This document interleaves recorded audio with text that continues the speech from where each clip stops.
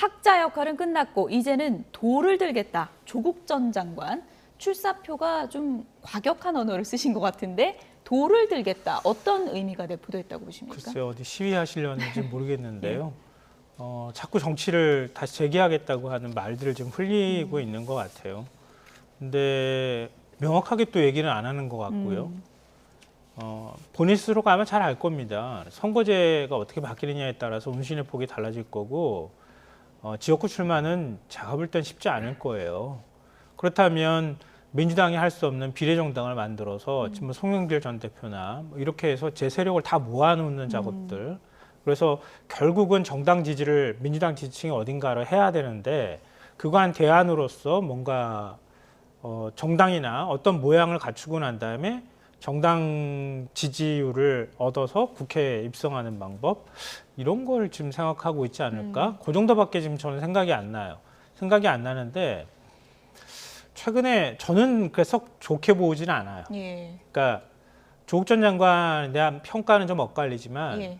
저는 검찰의 희생양이 됐다고 생각하는 거엔 동의합니다. 그렇지만 조 전 장관이 나는 떳떳해라고 얘기하는 거에 대해서도 전 동의하기 어려워요.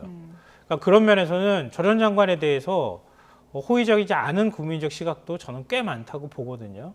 중도층도 상당히 포함돼 있고 젊은 층도 역시 마찬가지라고 봐요. 그럼 민주당 강한 민주당의 지지층들이 조 전 장관을 지지한단 말이에요. 이런 지지만 받아서 과연 앞으로 좋은 정치를 할 수 있을까? 저는 그렇게 썩 좋게 보지는 않습니다. 송영길 전 대표의 움직임도 역시 마찬가지입니다.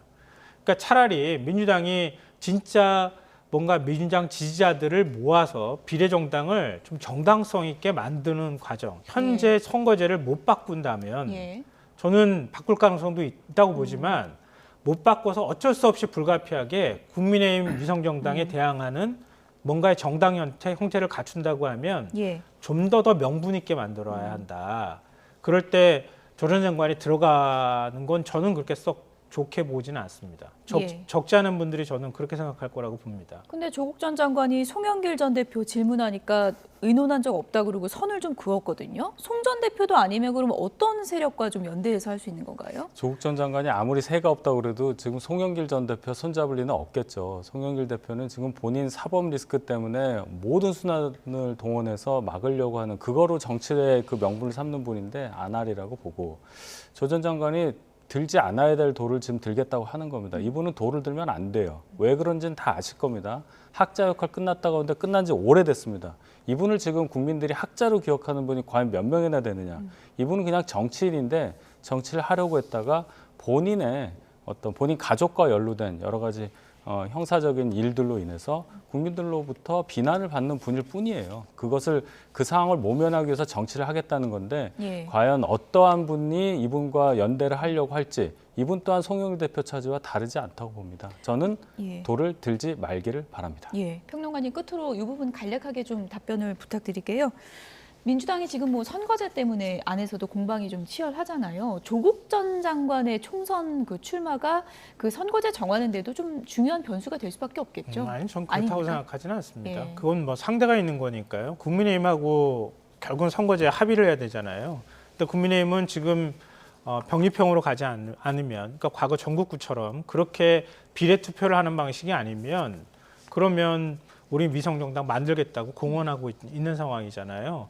민주당이 조 전 장관을 생각해가지고 선거제를 결정한다고요?